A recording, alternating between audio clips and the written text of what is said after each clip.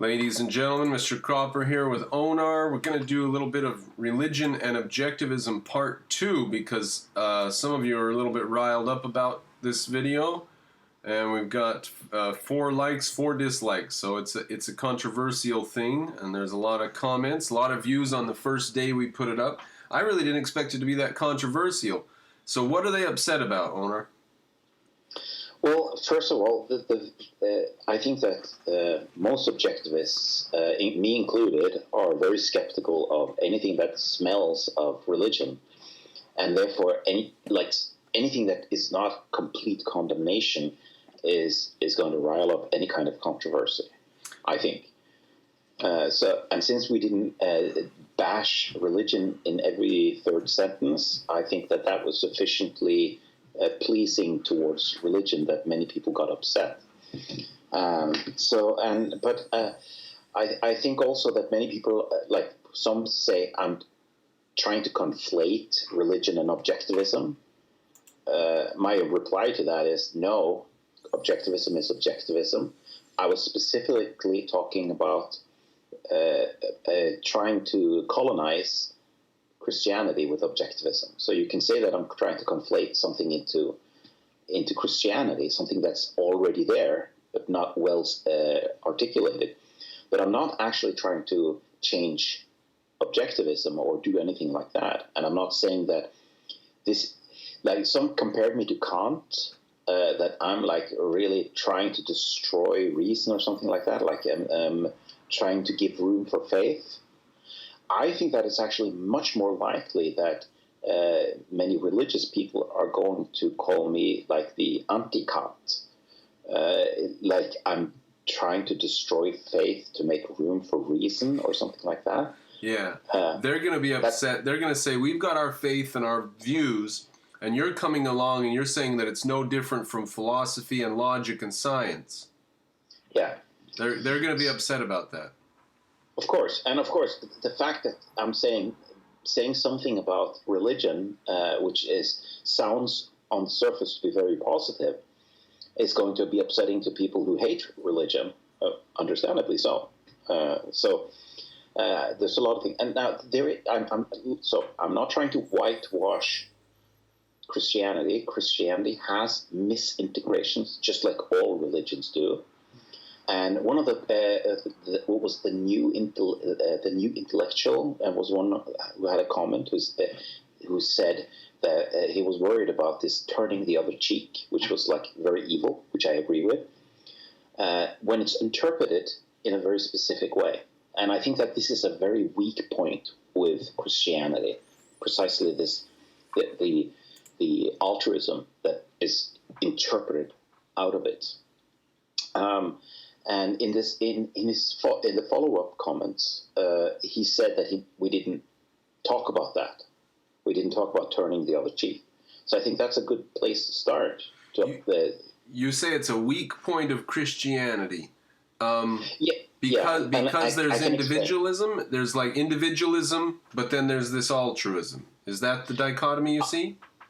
Altruism is the Achilles heel, to use a mythological reference here. Yes, it's the weak spot. And I think I can explain it culturally like this, that the Middle East was a very harsh place with very harsh cultures back in the day.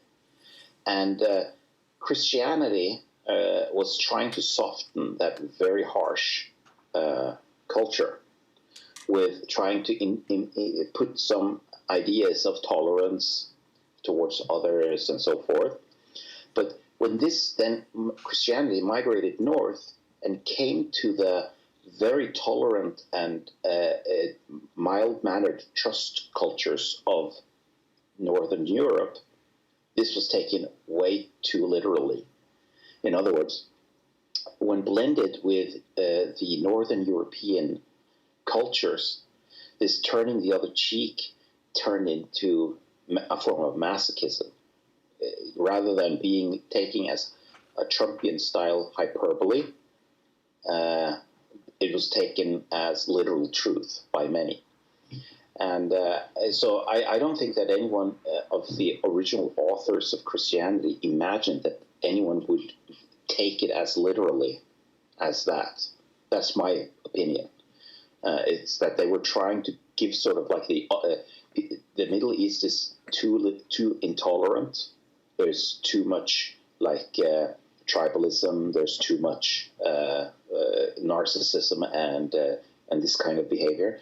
We need to counteract that, and so therefore you have this ideal, which is so-called the opposite of that, which is then when you interpret, take it very literally instead of taking it as Trumpian style hyperbole, like Jesus was the Trump of the Middle East in ancient times. So he spoke always in hyperbole, very like black and white and very extreme examples.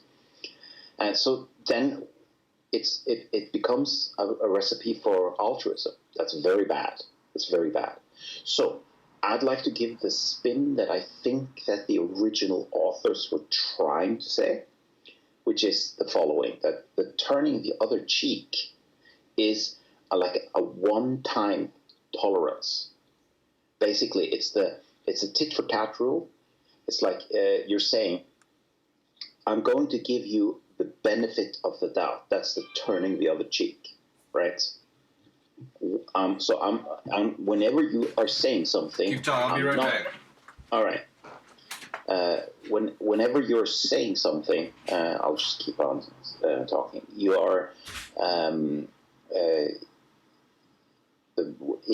when you're saying something, it can be very easy to misinterpret that, to interpret it in a malicious manner. And if you interpret things maliciously, immediately assuming bad intentions, you're taking things in bad faith, then it's easy to conclude that the other person is bad, even though no such bad intention was taken. So turning the other cheek in that sense is like giving the person you're talking with a little bit extra credit for maybe he didn't mean it in the way it sounded like, maybe it wasn't as bad. So you're giving him one chance of explaining himself. You only have two cheeks. See? Okay. So, yeah. All right. So you basically, you only have two cheeks. So if someone slaps you on one cheek, you can give them one more chance to prove themselves. Was this an accident? Or did you really mean to be mean? Right? And if they don't slap you on the other cheek, then it was an accident. You say, okay, I'm going to give you one error. It's like basically don't judge people in bad faith. Well, then what do you do after the second slap? Because then you slap them hard. Well, there's no. It doesn't say that in the New Testament. No, yeah, actually, it does say that. Okay, where? In the Revelations. Where? What does it say in the Revelations? I'll have to grab my Bible. I'm just around the corner. What does it say? It says, I don't have the specific words, but in the Revelations, Jesus is the judge, whereas he was displayed as meek in large parts of the New Testament. He's very harsh and judgmental in the Revelations, and sending lots of people to hell. Yeah, he says, "I bring fire." Yes, and the sword or something, right? Yes, he's very harsh in the Revelations, and Jordan Peterson's theory is that after Jesus' death, and when they were writing up the Bible, they found that Jesus came off as too much of a meek person, that he was too forgiving. He wasn't much of a leader, so they needed to have some justice in there. So they threw in Revelations to counterbalance. That's Jordan Peterson's take on it, and I agree with him. That's why it's so different from the other stuff, huh? Yes, it's a slap on in order to make Jesus really harsh and judgmental. Are you familiar with the dichotomy between the Old and the New Testament? Are you familiar with like the flavor of the Old Testament is sort of like Yes. Generally fairly justice, and the New Testament is like altruism and egalitarian insanity. Which is the reason that most Jews don't like Christianity, right?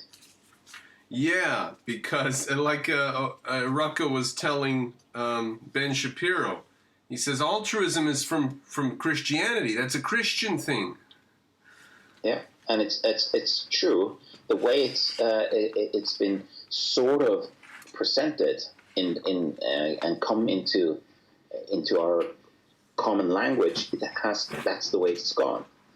But I think that we have to think of this in terms of culture also. It's like the Middle Eastern cultures are really harsh. I mean, you have slavery in the Middle East even today, right? In Saudi Arabia, there's like slavery was only abolished like in 1967, and only because the United States was pushing for it. And slavery is in Libya right now. Yeah, and India. I mean, let's not forget India and China, but they certainly have it in the Middle East. That's for sure. I'm not sure if they have it in South America, but they have it virtually everywhere in the world today except Europe and America. Yes, but my point is that the Middle East had slavery and stark tribalism, whereas you did not have that in Northern Europe to the same extent. So when Christianity migrated north, you had these texts that were written for a very harsh culture, and then was read by very meek cultures. And that's actually why Christianity became such a popular thing in Europe, because it fits so well with the meek culture of the North. All right, so that's interesting. Christianity was for a harsher culture, you say. And therefore, when you sort of like fix the harsher culture, you're starting from a very harsh place and you're moving, okay, let's hope to use Christianity to move over here. But if you start with a meek culture that's over here and you then go there, you just end up with something horrible. So if you start with slavery and rampant racism, Yep. you can move it a bit to a more humane society. Yep. But if you start with a homogenized society that doesn't have either racism or the collectivized problems, and you move that a little bit, okay, all right. You get into a very pathological society, altruism. Now I have to say the danger with ideas, or not the danger, the nice thing about ideas is that people will take them literally. Yes, That's what's nice about them. You put your ideas out there, even as a metaphor or just like sort of an off to the side comparison, and people will take that literally and they'll take it to its logical route. Yep. So the ideas take on a life of their own once you've said them, and I think that like if the Christian writers, including the founder of Christianity, Jesus, had seen the route that Christianity had taken especially in Europe, where suicide is now like seen as a moral ideal, he would say, "Well, that's not really what I was about. That's just my guess. Like I'm not trying to read someone's mind, but based on my reading of it is that." The Bible is written in such a hyperbolic language that I take all this thing about turning the other cheek and all of that as written for low IQ people in a harsh culture. It was written not only for low IQ, but for absolutely illiterate people. Yes, precisely. So not only low IQ, but also a completely savage, uncivilized people, not able to read, not educated, not having been outside like. The most they've moved in their life was like maybe a few miles outside of their village, kind of thing. Yeah, and they got all of this stuff from preachers at churches, at temples. And it was only the people who went to temples and had time to listen to this stuff that got this stuff. It wasn't even the majority of society. Most of them were off on a farm somewhere and had no time at all to learn to read or even to hear these ideas. So Indeed. These ideas were for the elite. They were for the upper class, the leaders, those wealthy enough to have time to consider them. But here's what happened when Rome was colonized by Christianity. They didn't expect that to happen. I mean, that was not part of the plan, obviously. But Rome was experiencing something very similar to the kind of decadence and meaning crisis that we see now in the West. Nihilism was rampant, and like completely meaningless hedonism, where people were like, the elites were first eating food and then going and barfing up the food in order to continue the feast. That's pretty insane. That's absolute insanity. I can mention that in the baths that they went back and forth on the laws in the bathhouses. They actually got so far from conservatism and religion and whatever you want to say that they allowed men and women to mingle in the bathhouses. And that went on for like 50 or 70 years, and then it went back the other way because there was too much nonsense going on in the bathhouses, and they weren't proper places to just go and have a bath anymore. Now they were and not only that, but the Romans, the reason that they had an enormous amount of import of people, of immigrants from barbarian areas, was because they were having abortions. And the birth rate in Rome was disastrous. So they had to pay for soldiers to fight their wars. Yeah, in the early days, they had a very they sent a lot of soldiers out from Rome. Those were Roman soldiers that built the empire. Yep. But those were not Roman soldiers that were there at the end. Now imagine it. Just view this Harvey Weinstein-esque hellhole of hedonism and lack of meaning, nihilism. That's fertile ground for Christianity, which offered responsibility, discipline, the kind of values that we associate with meaning, which is building something for the future, building a community, and all of these things, right? So basically, they demographically, because they didn't have abortions, took over Rome in just a few decades, a few generations. And we're seeing something similar now in America and in the West. People don't talk about that, but the birth rate of Christians and conservatives are much higher than progressives. So the highest birth rate in America, I mean, you know Utah, you grew up there, so the birth rate among the Mormons was very high. It's still very high, but it's come down to like 3 or 4, was it? Something like that. Mm-hmm. But the Amish people, they started out as a cult only 100 years ago, something like that. And they were like 3,000 individuals in this cult. Today, they are, I think they were 600,000, something like that. Well, the Amish, I have to say, they go back before 100 years. They were around when Ben Franklin was there. And yeah, but they were probably not more than 3,000 individuals by, like in the end of the 19th century, something like that.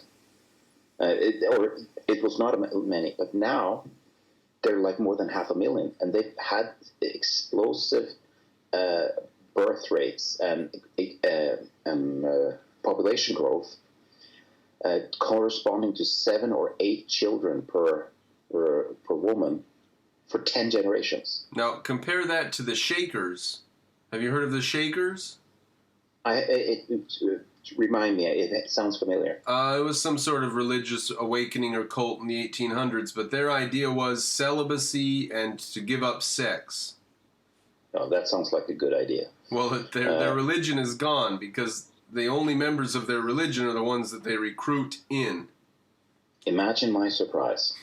There was an article recently that calculated that if these Amish people kept on just for 10 more generations, just like they have before, with a birth rate of 7 to 8 children per woman, I mean, they have done it before, and they've done it for 100 years. Well, if they do that for another 100 years, they will be the majority in America. Right. That would be insane.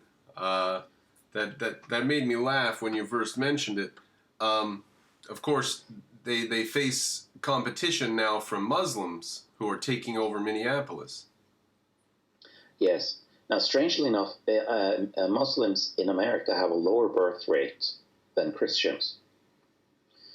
Muslims in America, not Muslims who have just freshly come to America. There was recently a billboard commercial in America that it was posted by ex-Muslims of America, where they say that 1/3 of Muslims in America who are American are now ex-Muslims. Oh, ex-Muslims. Yeah. Yeah. I thought you were saying something about their birth rate. What did you say about their birth rate? It's lower than regular Americans? No, not regular Americans. Lower than the conservative Christians. Oh. Oh, yes.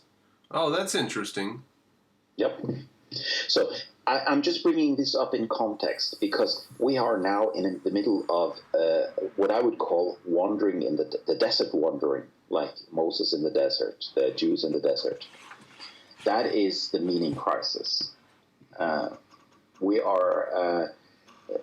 People have lost meaning. We have the opioid crisis, all of these things. People, and you have these school shootings. Where do they come from? Like, if people had meaning in their lives, they wouldn't be doing that. Yeah, I think Alex Jones.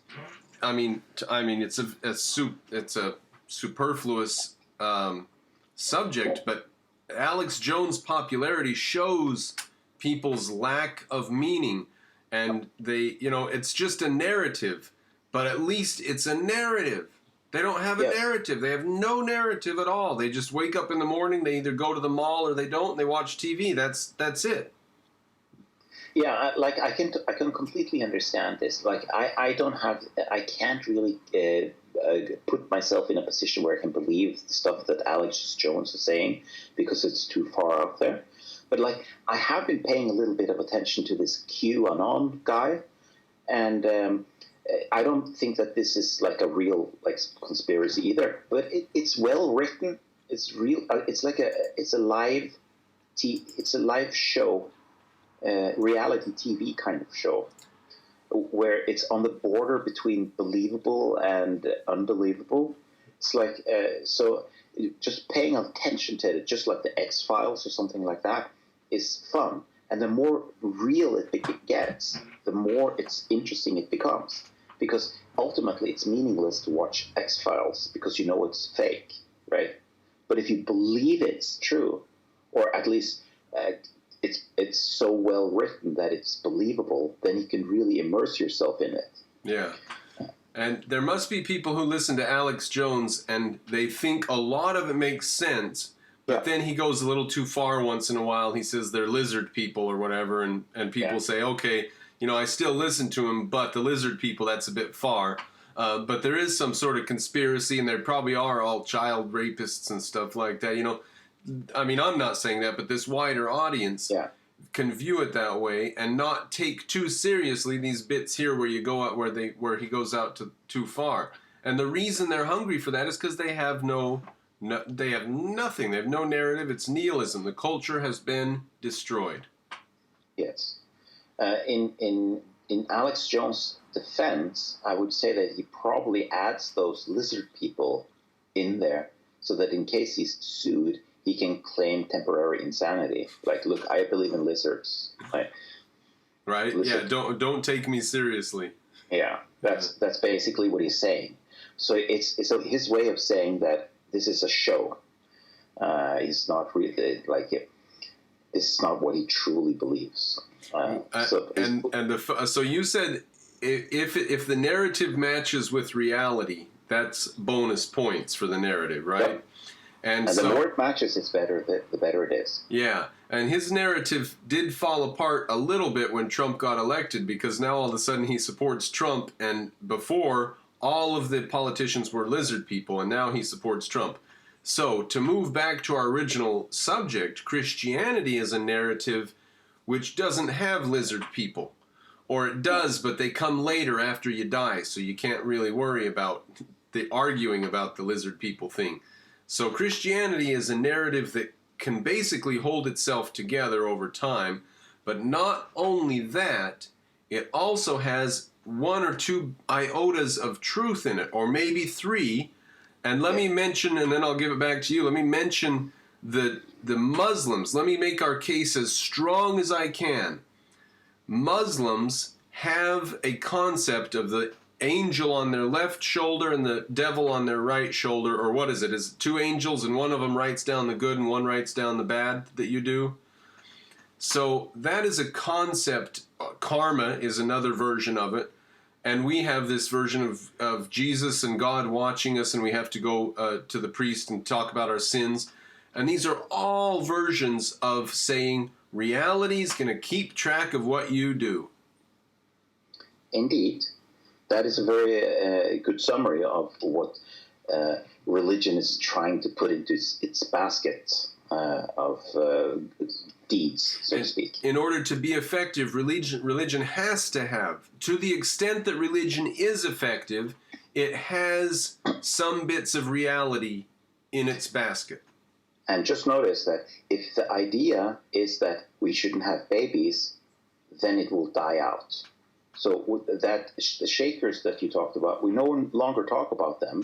I didn't even know about them more other than the name.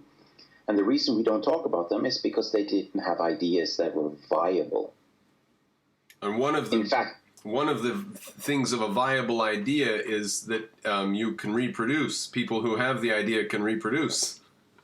And this is also one of the, if I'm ever going to be critical of objectivism and of Ayn Rand, it is that she talked a little bit too little about children, about reproduction. She wasn't against it, and she once said that if you want to be a mother, you should make it a career. You should be the best mother you can, that kind of thing. So it's not like she was against children. Right. It's just that she didn't emphasize it to the degree that I would like. Not only did she not emphasize it, none of her characters in her novels have kids. That's right. So she didn't only not emphasize it, she was virtually silent on it in some Which keys. Leaves a lot to interpretation, but tilts towards an interpretation where kids are unimportant, right? Yeah.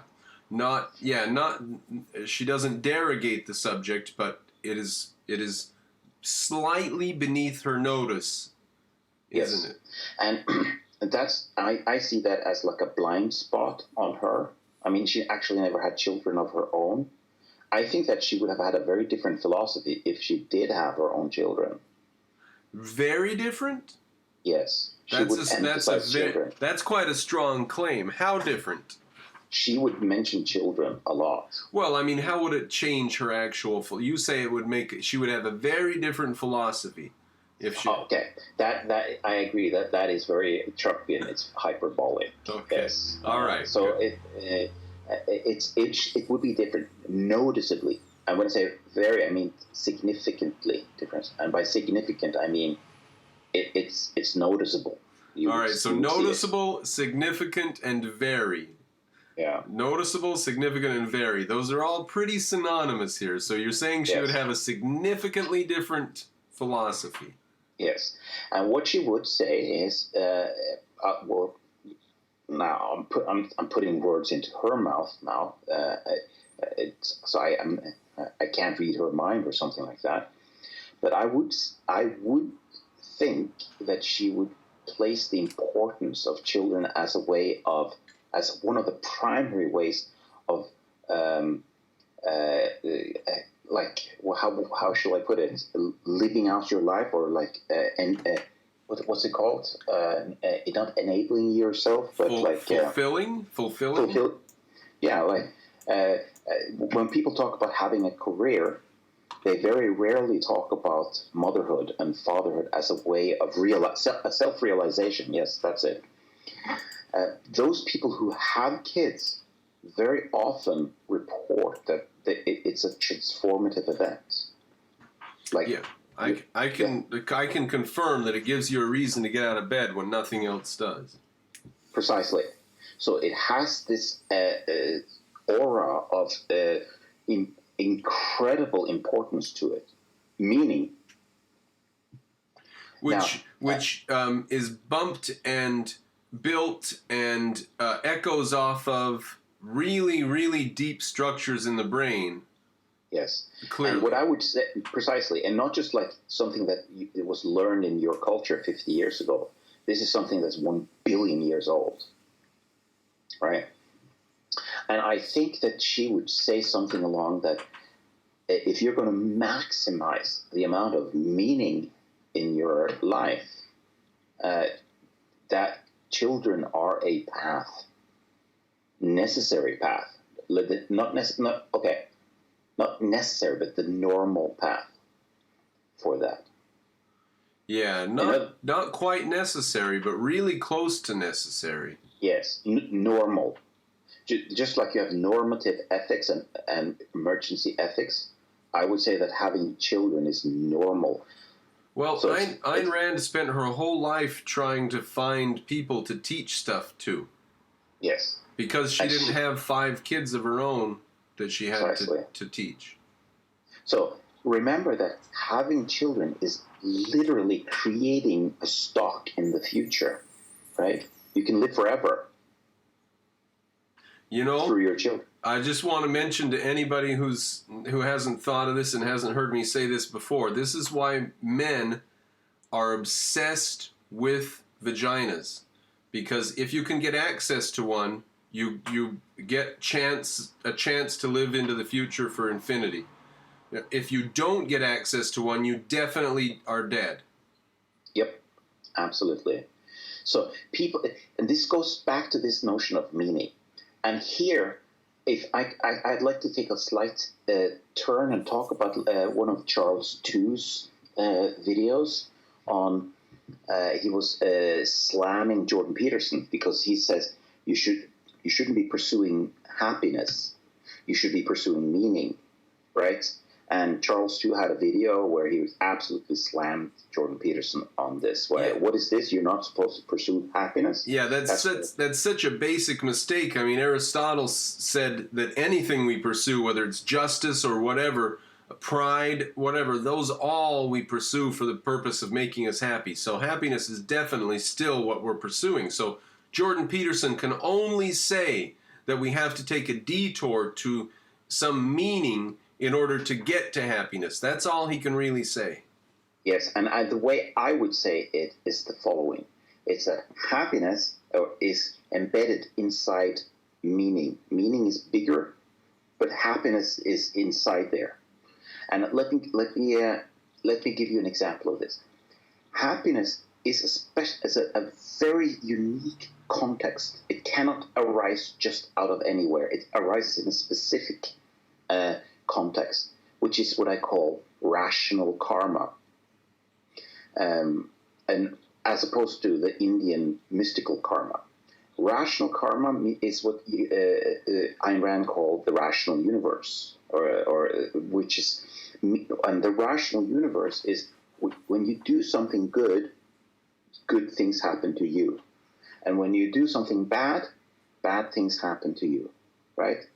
So in this sense, reality is just.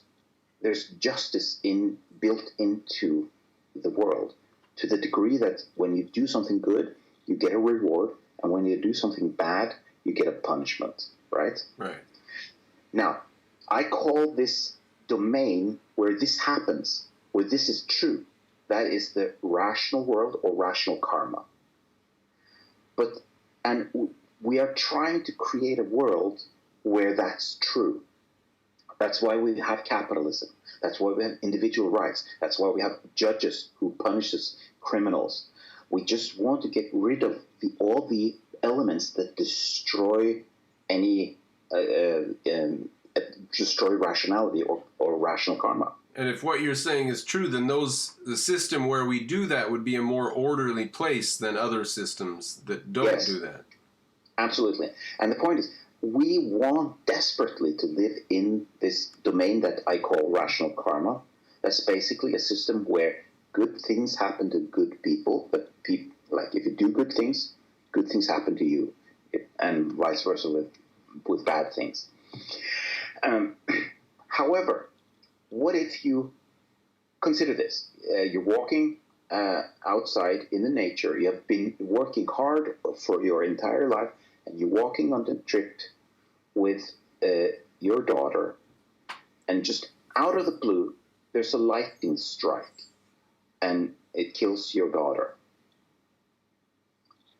That throws you out of rational karma.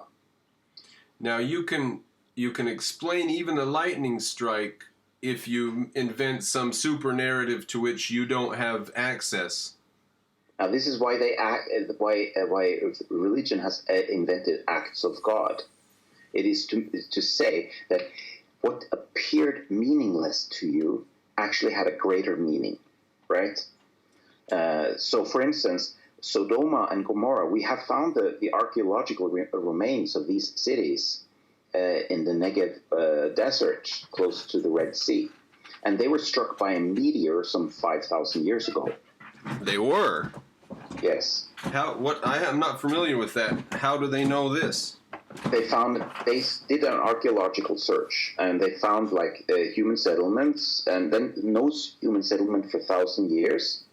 And then they found a huge city in that area. Huge. It was really large. And it was in that layer where its settlement stopped, there was a layer of meteoric downfall. Huh. Interesting. Was it 5,000 years? Something like that. Well, it wouldn't be 12 or 13, would it? No, that's a different event. Okay. So this happened only 4,000 to 5,000 years ago. A small local meteoric event. Yeah, but it just destroyed one of the largest cities in the area. Okay. Now that's probably the basis of Sodoma and Gomorrah in the Bible, and in the Bible, it's made very clear that this happened because they were sinful, and so it was punishment by God. Because that's meaningful, then you're living inside of a rational universe.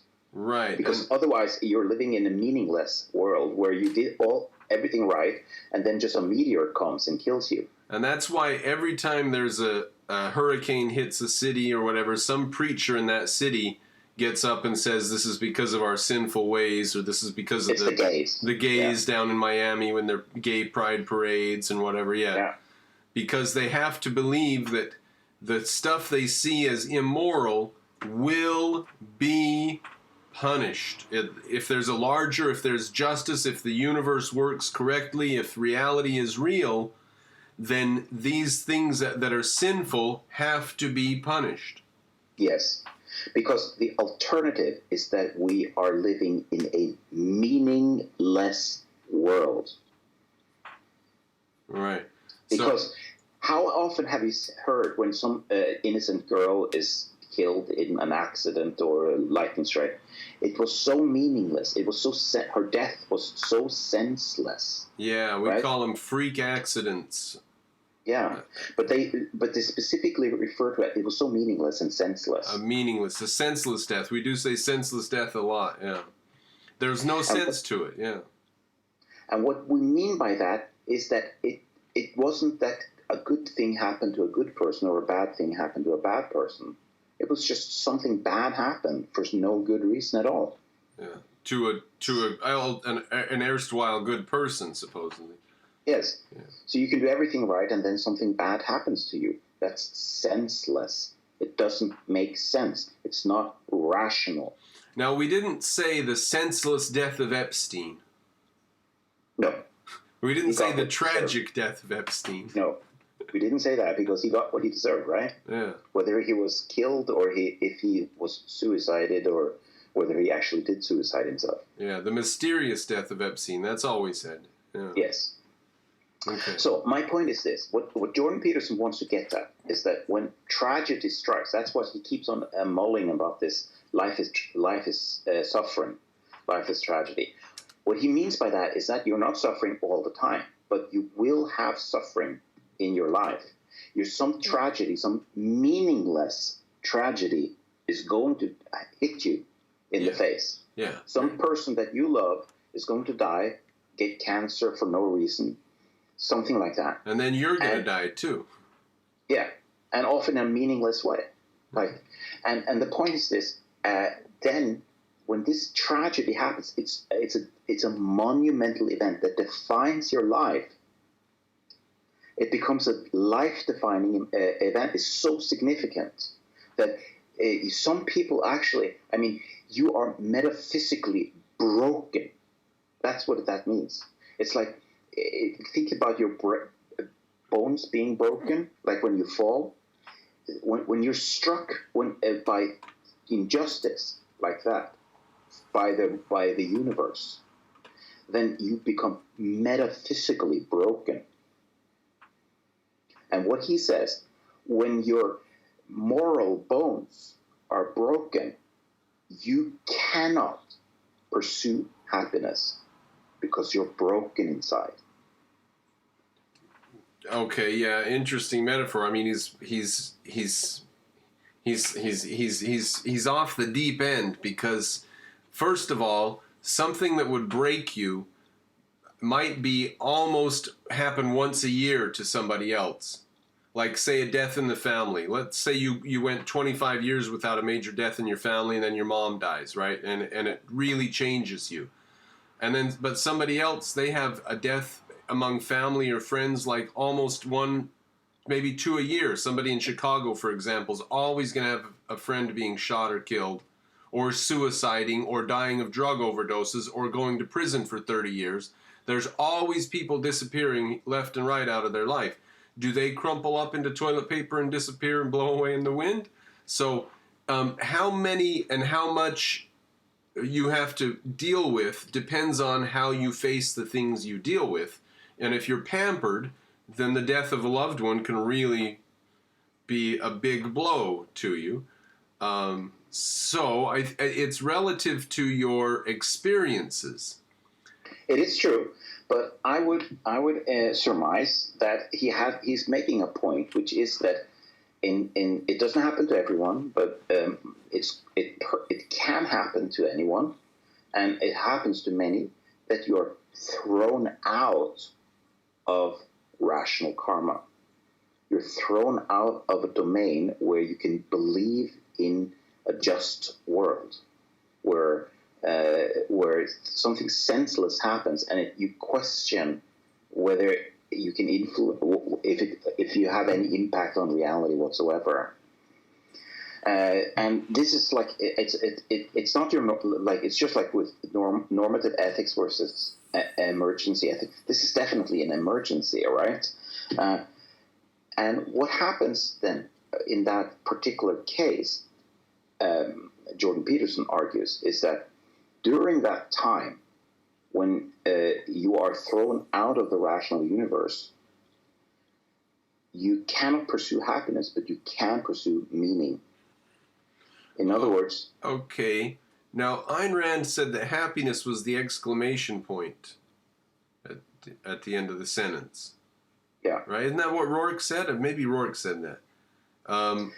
It sounds familiar, but I can't place the quote. Yeah, maybe I'm approximating it. But anyways, her point was that happiness wasn't every single day all the time. From day to day, no, I'm sure she said something like happiness is the exclamation point at the end of the sentence. Something like that. Maybe someone in the comments will know. Yeah, so, but it's the point. It is the point. It is the exclamation point of the sentence. The sentence doesn't get anywhere until you put the exclamation point on and let it go do its thing. That's what happiness is. Happiness is the point. So, we can pursue meaning even though the world seems to have disconnected us from happiness. So meaning Yes. is the deeper thing, right? Yes. It's a thing that happiness is an exclamation mark too. Yeah, but I'm trying to say it's nowhere without happiness. It can't be. It's not a deeper meaning. Deeper than what? Than happiness? No, happiness is No, not deeper in that sense. right. Deeper in the sense that it's more primordial. You start out in pursuit of meaning and can work your way in towards pursuit of happiness. And if you're happy, you can, or if you're lucky, you can actually, and thunder doesn't strike you down. You can achieve happiness by your own labor. If you're living in a rational universe. So the idea here is that when you are thrown out of the rational universe for whatever reason, you can get out of bed, you can put your house in order, clean up your room, just like this is what Jordan Peterson is babbling about, right? And he says that even though life is really hard, you're depressed, everything is dark inside and so forth, and you feel like you can do nothing, you can still, if you set your bar low enough, this is what he keeps on saying, if you set your bar low enough, you are going to have success rate. And when you reach that stage, and it's like you're not dreaming of happiness at that point, you're just dreaming of getting up in the morning, like that is your immediate goal. It will not make you happy. You're not even at the point where you can pursue happiness. So you're putting yourself, your broken soul, back together so that you get into a place where you are actually in a place where you can pursue meaning, pursue happiness, where you are in a state. I'm not happy now, but I can actually see the light at the end of the tunnel. I can see that I'm moving in the right direction. I'm moving to a state where happiness seems an achievable goal in my life. That was not the case just before when my soul was broken, kind of thing. This is interesting that the whole thing you've just said is setting goals and working towards them is the only path forward in life. Yes, because we're teleological beings. So goals is now. Let's just say that Jordan Peterson manages to rationalize Christianity as the basis for this deeper meaning, or he says that Christianity glimpses this deeper meaning. But this is simply a fact that in order to do anything in life, you have to set not only goals, but lots of them, small ones and big ones. Little ones like getting the pot cleaned so you can cook dinner, and big ones like whatever it is, learning a new language or whatever. So goals are everything. So for Jordan Peterson to say, just remember, you need to set goals and accomplish them. Well, I mean, for one thing, it speaks to the utter decay in our society, but another thing, it speaks to the slight banality of his message. Now, here, notice that there are basically two critiques of Jordan Peterson. There are two. And both those critiques, especially when you put them together, tells everything you need to know about our society. Number one, what he's saying is obvious. And number two, what he's saying is evil. Now, the obvious people, that's the camp I've just outlined. Yes, and there are the other camp saying that the obvious things that he's saying makes him an awful human being. Yeah, he's saying true and obvious things, and therefore he's evil. Now, those people are just nihilists. No, Which tells you everything you need to know about the society. And they're not answering his questions or his commentary. They are dismissing his commentary, right? And that's what they're telling other people. When they tell other people Jordan Peterson is evil, and the things he's saying are evil, don't read him, don't worry about him, ignore him. Keep him out of the group, keep him out of the conversation. They're not refuting Jordan Peterson. They're dismissing him when they say that he's evil. Yes. But notice that we're in a situation where we're not teaching banal truths anymore. And why is that? What sort of banal truth do you give me that we don't teach now? Put your house in order. Start with yourself. Improve your own life before you criticize the world. All right. Okay. Let me give you one. Value a good conscience more than praise. Value a good conscience more than praise. Yes. Yeah. That's an example. It takes a second for us to think about that thought, but they used to have 10-year-olds write that over and over and over in their school books. Yep. It's banal, but the thing is, it's only banal when you know it, right? By heart. Well, if you know it by heart, then you can use it as a guide every once in a while when you find yourself concerned about whether someone's going to praise you or not. You check that and you say, well, should I really be worried about that? I should be more worried about my own good conscience. And it's banal if you understand it. If you don't, that's right. If you don't understand it, then it's a revelation of some kind. Which is why Jordan Peterson is so big, because he's telling things that people should be knowing by heart, but they haven't learned. And that tells you a lot about society, that we're not learning things that everyone should be learning and know by heart. Well, that's interesting. That's the two things I just mentioned. I said the banality of his message and the utter destruction that's gone on in our culture, the utter nihilism in our culture. Yeah. Okay. That's why we're having a meaning crisis, right? Yeah. Now, that's why Jordan Peterson's filling stadiums, because of the meaning crisis. Yes. I mean, we definitely all have seen that, but now we've walked through it. That's very good. All right. Fair enough. So I think that so far we haven't talked about anything that anyone can construe to be very controversial for objectivists. This seems like just a plain milli-vanilli discussion about the topics. Yeah, we're just saying some things in religion are true. Yes. And just because some things are true doesn't mean that everything is true. And it doesn't mean that this idea of not using reason is a good idea. So I did make some kind of excuse for the turning the other cheek narrative. But I'm not endorsing altruism here. I hope that's clear. And on the contrary, I'm saying that if we can get Christians to get away from altruism and instead interpret it as tolerance, like give people good faith on your if someone does something bad to you, say, okay, I'm going to give you that this was the benefit of the doubt that this was not done on purpose or malicious. Can I say I think we've achieved that sort of in the United States, because you can do the turn your other cheek thing.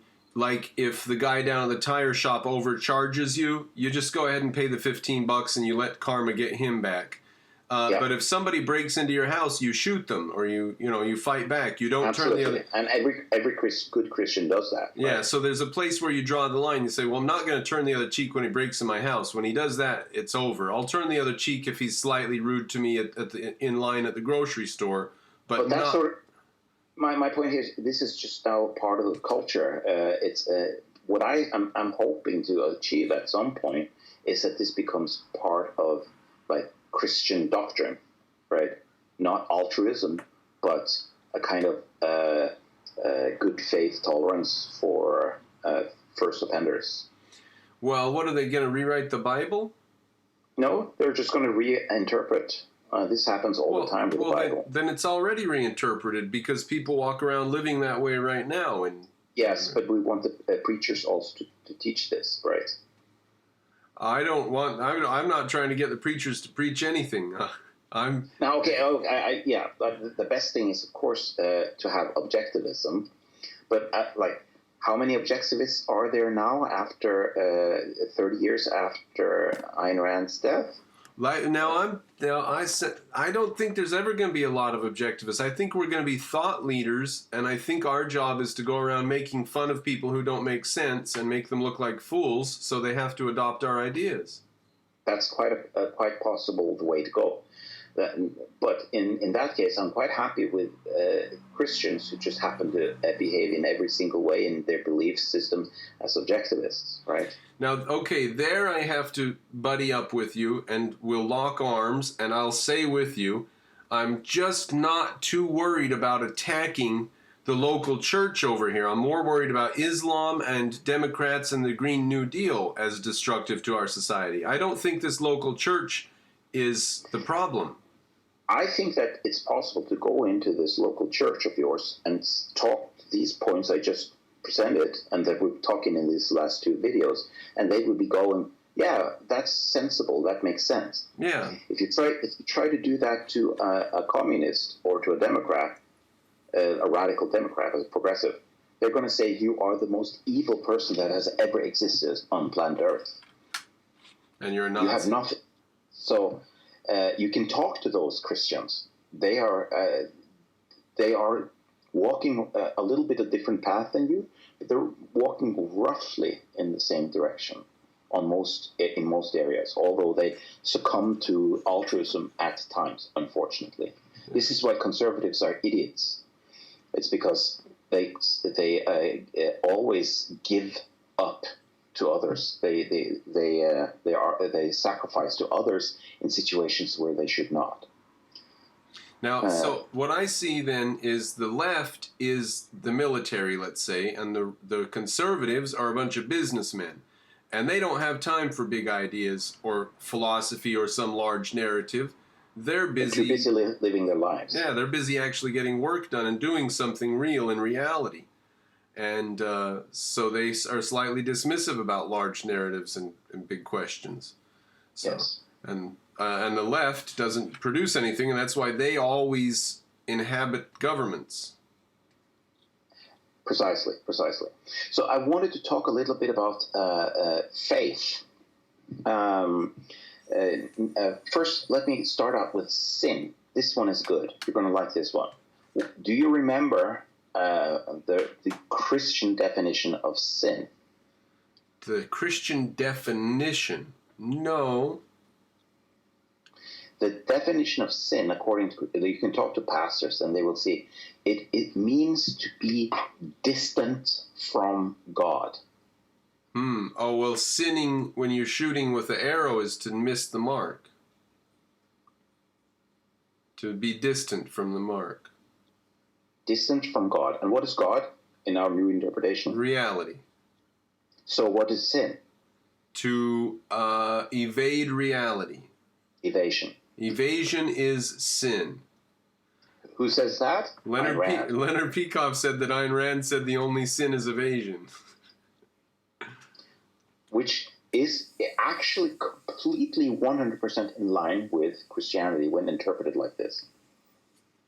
So I just wanted to bring this out there just to bring another one of those, oh, that's interesting moments. Well, all we can do is we can say Christianity's got a few kernels of truth in it.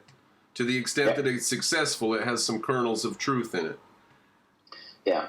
So now let's talk about faith. Faith, it has multiple meanings, and I'm the one that does the archaeological dive into etymology and see where does the word faith come from.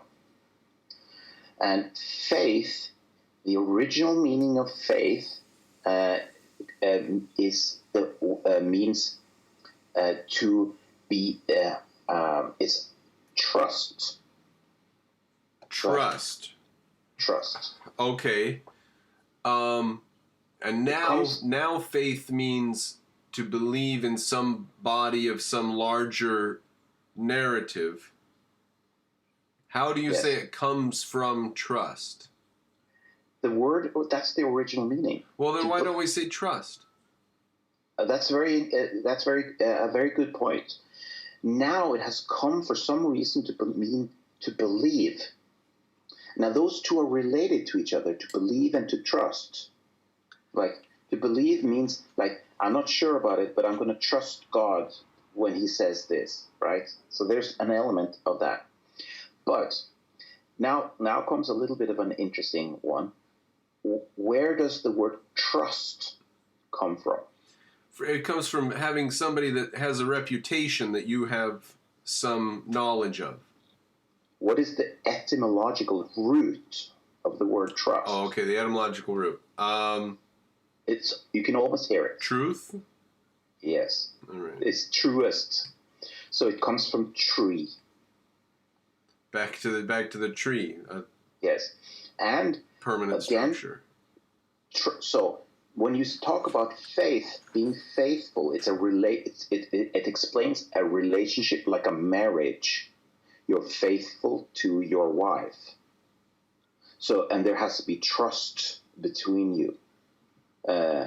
And if you have trust and faith and a man able to manage the relationship, it will last for a long time.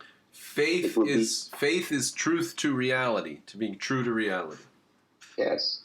Because it's being faithful to God. Faith in God, which God is existence, right? So it means that you trust, you take on a relationship with reality, where you're thinking of it as a marriage with reality, and you have to be faithful to reality, which means objective, right?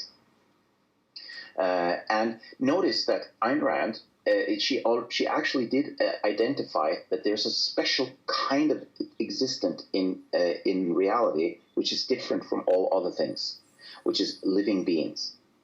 Living beings do not have automatic existence. Life is the metaphysical choice. It has to act to stay alive, act to gain or keep their own life. So they're vulnerable, and if they don't act, they will die.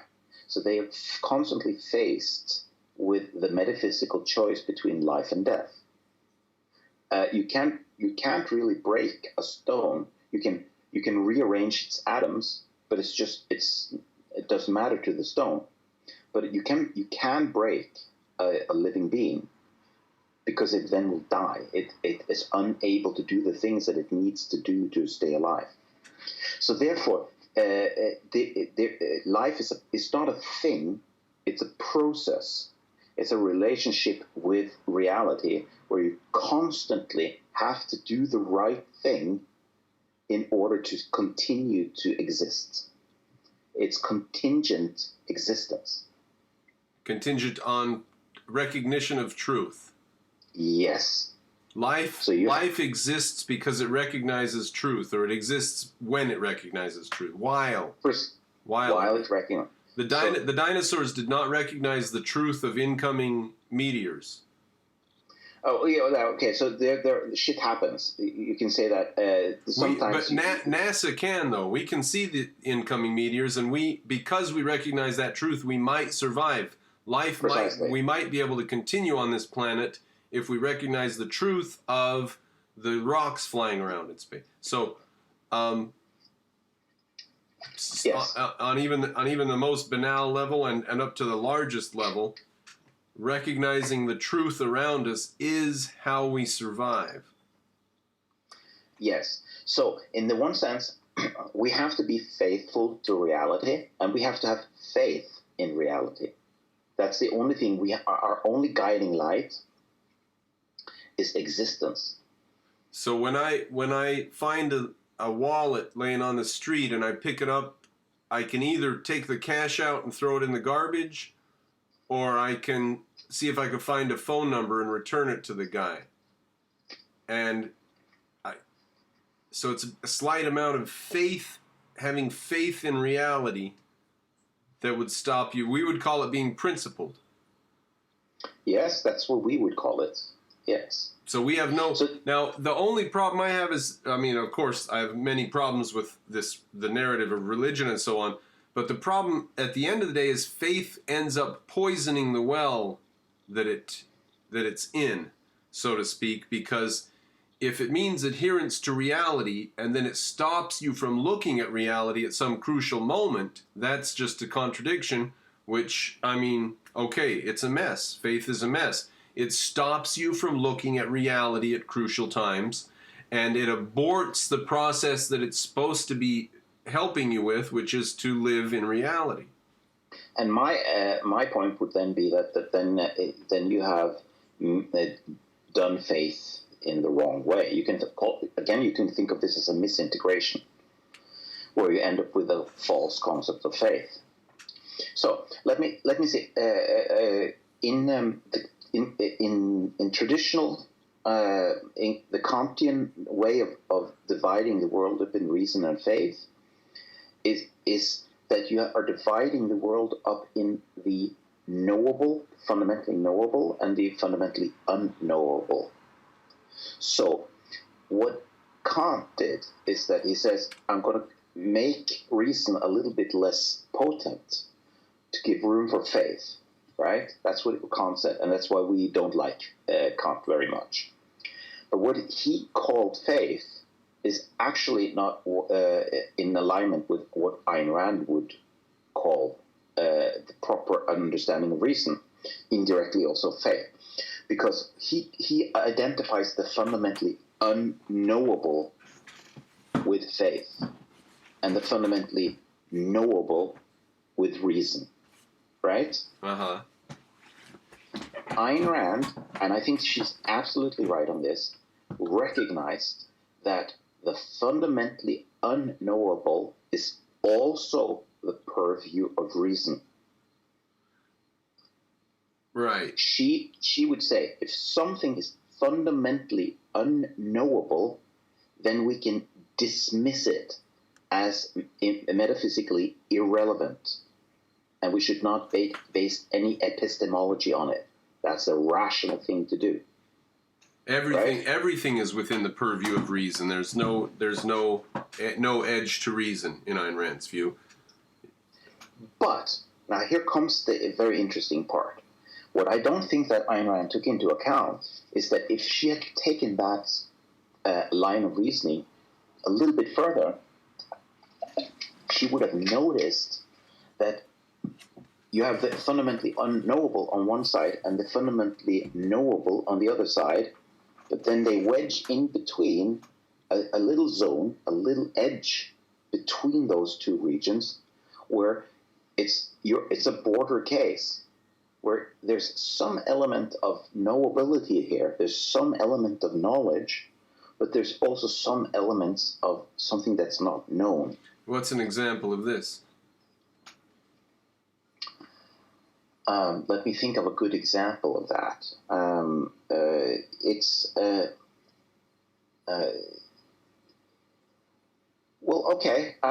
Let me just plunge into the most important case of all, which is free will. When someone has free will, you can't fully predict what they're going to do. There's something unknown about their behavior because they have free will. There is something that you can predict with a great degree of predictability. Like you're going to predict that they will get hungry and they're probably going to eat, right?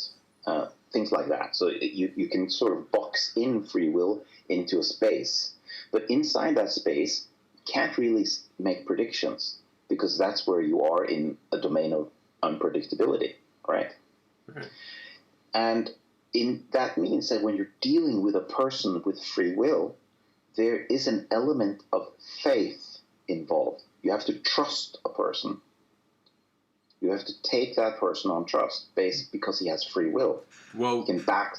That's where we would use the word trust, but faith is still too strong. But you're saying... Now I'm giving an example where you are in the twilight zone between the knowable and the fundamentally unknowable. I wonder how many more examples you could give, or was that example just a description of the space of free will? What I just described now, I carved out one important aspect of this, which is free will. And free will is very connected to faith. So it is one of the primary examples. But you can make an argument that, in some cases, you can sort of hint at patterns in nature, but you can't really see those patterns clearly yet. So you can still start pursuing down a path of exploring certain patterns without knowing where this will end up. Fair enough. Can we give an example? I can give the example of concepts seeming to be mathematical ultimately, but we don't really know where to go with that because we haven't finished that path yet. Yes. So to use an example from mathematics that I know very well, that I'm working on since I'm a mathematician, is that in the early 1990s, I came across some very weird algebras called the division algebras. And the most famous one of those are known. It's just the real numbers. And basically, the division algebras is like you can do multiplication and division plus some adding and subtracting with them. And then you ask yourself, how many algebras can you do that with? And it turns out that there are only four algebras in the universe. Really? Yes. One of them is the real numbers. The other one is the complex numbers, which gives rise to, which we find in quantum mechanics, and we use it for all sorts of wave stuff.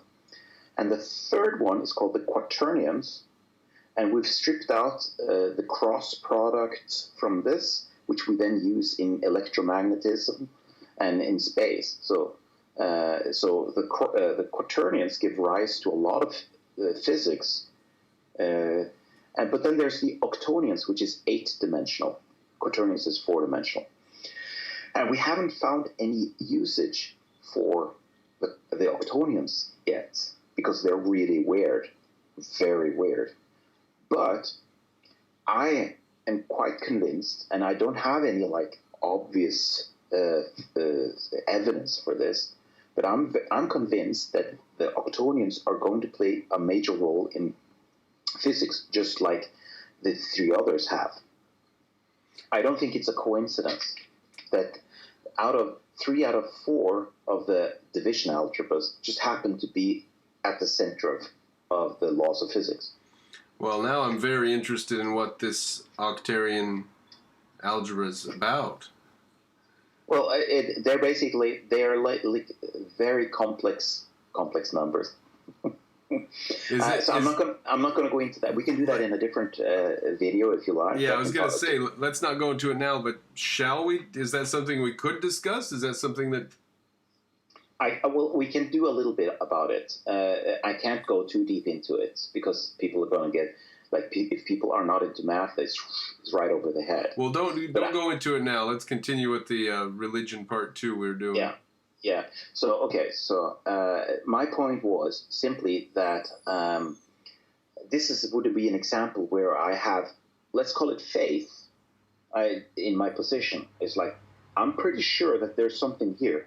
I can't prove it, and I'm not acting on this as if it's true, but it's sufficiently true for me to make a field of research. So I'm actively researching this. And you couldn't use the word trust. You couldn't trust that this. No. But you do have fair enough reason in the fact that the other three algebras apply to physics in some way. But if you talk to a physicist, they will say it's just a coincidence. But you have trust. Faith. You have faith. I said you have trust in reality. But that's... No, but I don't have sufficient evidence to say that this is the real path to go. And I can't therefore rationally say all right. that these are true. I could just hear new intellectuals saying, what do we need this for? You're just trying to conflate faith with rational thinking now. Now, notice this is a border case, and this is precisely my point. Faith is a border case. Well, rational thinking would tell you mathematics, these three, etc., therefore probably this applies to physics. I mean, rational thinking gives you that. Yeah, but people have been looking at this for a long time, and they haven't found anything. So other people who see the same evidence and don't think the same thing you do don't have faith in reality fulfilling itself. Well, it's not that they have faith in reality, but they don't have faith in this being the right path of pursuit for. But you think that if reality is holistic in a certain sense, then this branch of algebra will refer to reality. Yes, but here's the thing: a physicist can say reality is just a hodgepodge. It's not holistic. It's just what it is. So that's why I'm saying it's your faith in reality that gives you you're positing. Okay, I like that. I didn't think about it that way before, but like I have a faith that reality actually makes sense at a deep level. Even when you can't prove it, and even when other scientists dismiss you because you have no evidence. Yes. All right. Now, you have a reason to believe that. You don't have faith. Faith doesn't come anywhere near it, says for the new intellectual. Notice here that I have good reasons, but I don't have the sufficient evidence to conclude that this is true.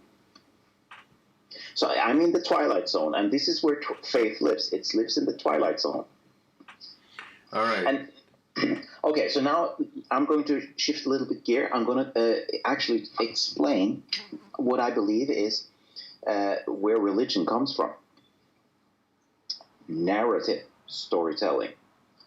Because whenever you go into the movies and watch a movie, you have to believe the story. You have to have a suspension of disbelief. You say, I know that this is just fake, but you're hypnotizing yourself there and then to believe what is coming at you.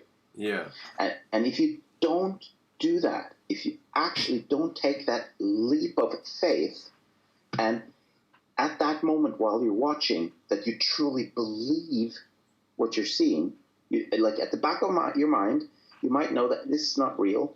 It's a movie. But you're engaging in the movie by believing it. Yeah. You have faith. So there's a faith in there. Yeah, we call it escapism.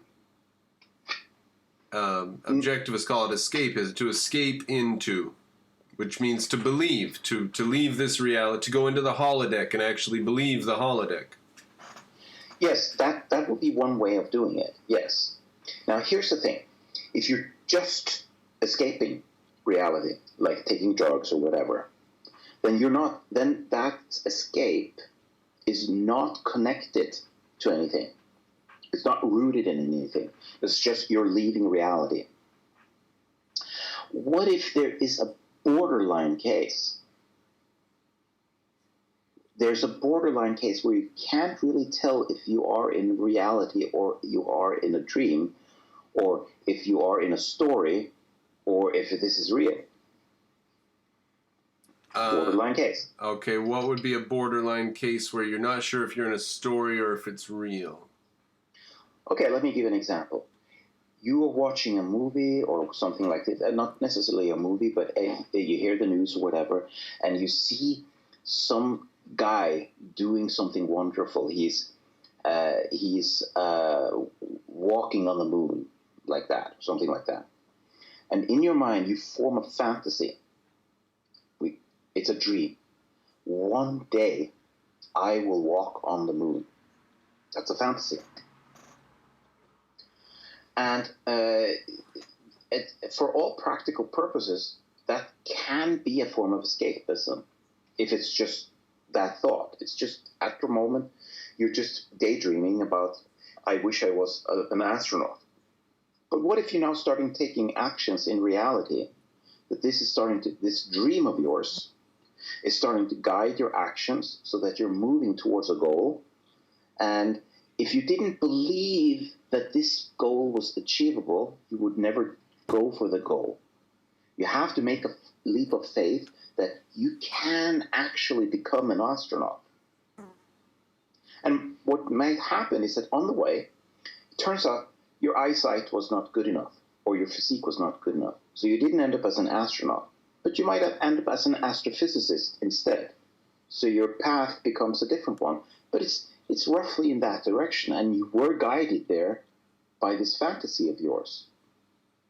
Right. Now, is that escapism?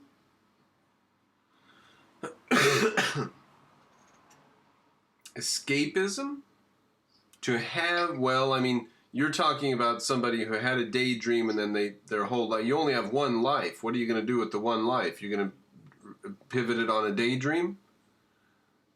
Yeah, like if there are people who have no skills, they're low IQ, that say I'm going to be a lawyer, and they just don't have what it needs.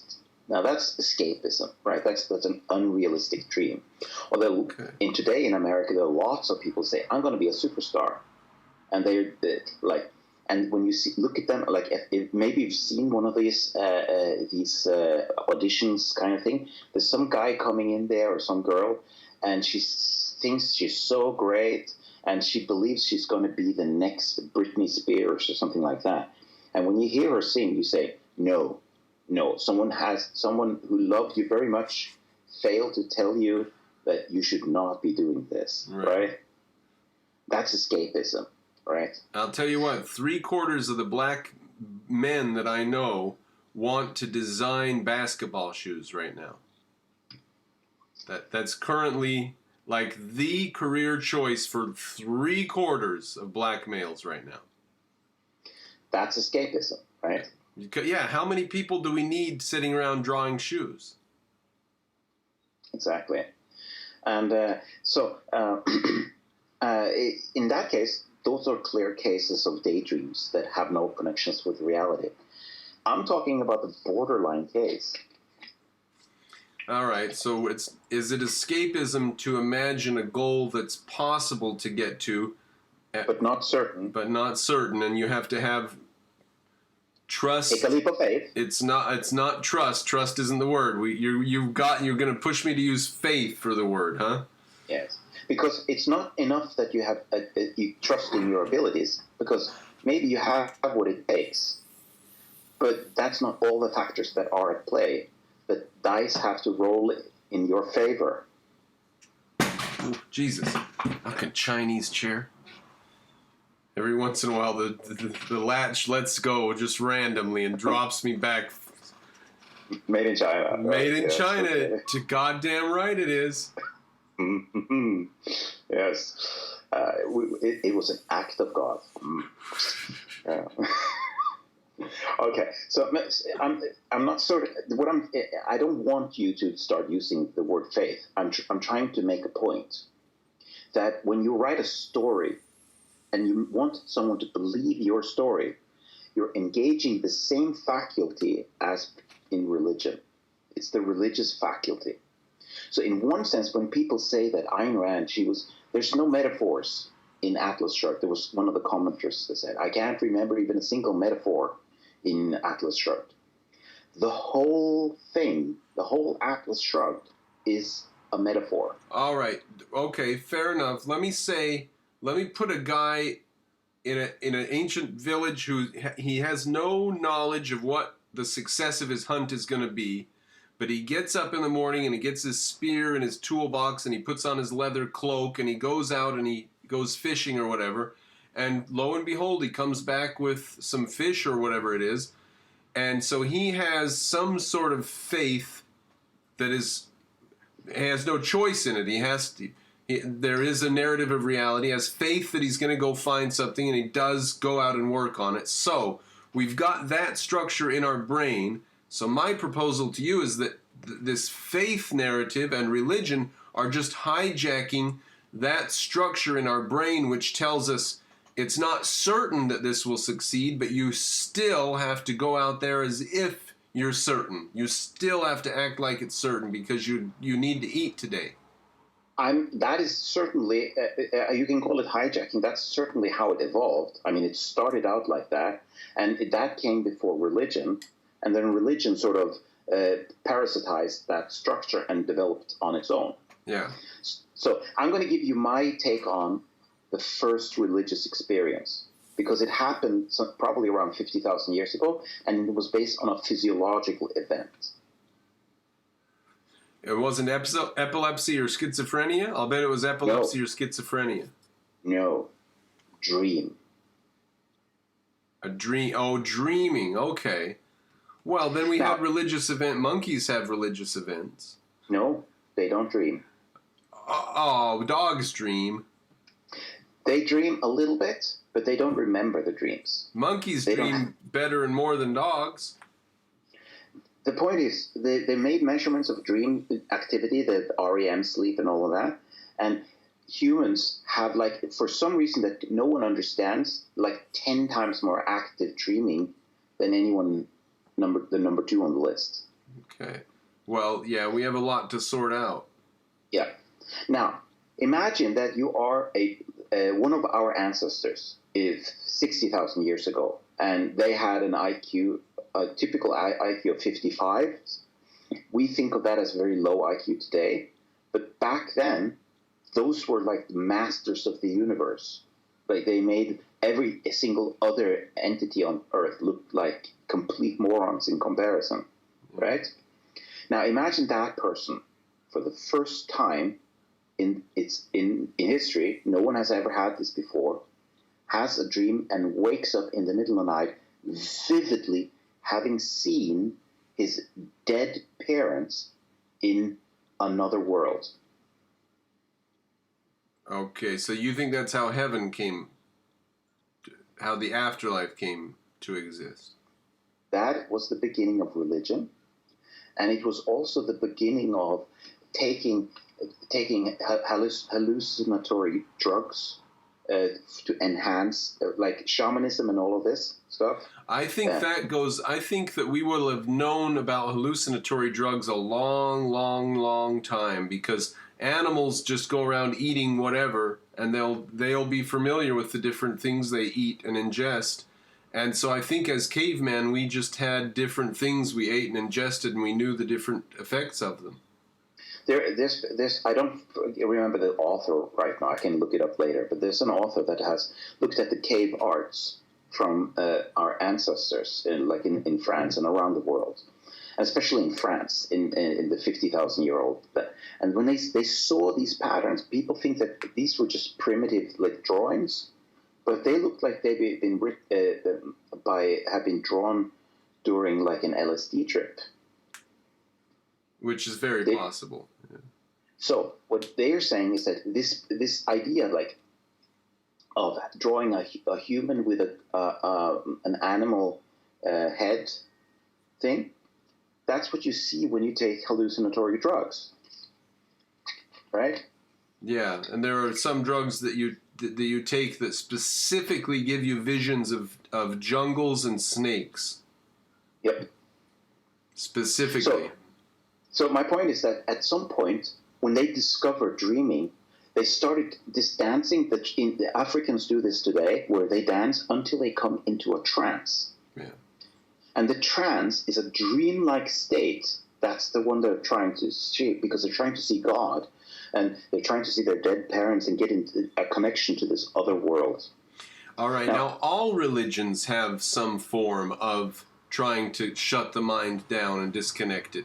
Whether it's dancing all day, or humming constantly at a monotone, or closing your eyes and trying to escape that way, or the whirling dervishes who spin in circles, or singing hymns that are monotone for an hour at a time. They all have some way of, or sitting and listening to drum beats for an hour at a time. They all have a way of shutting down the mind through this repetitive, constant da-da-da-da-da-da-da. Why?